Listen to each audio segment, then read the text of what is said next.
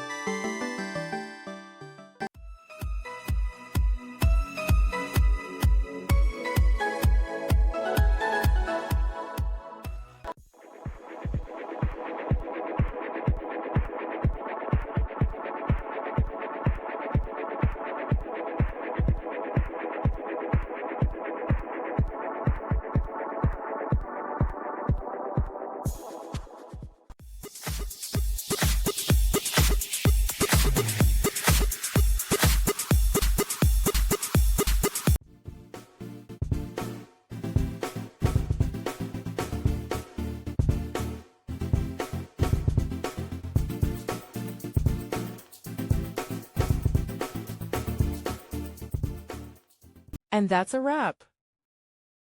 I hope you found the answer you were looking for. If you did, take a second to hit that subscribe button. It really helps out. And let me know in the comments which solution worked best for you. See you next time in the debug zone.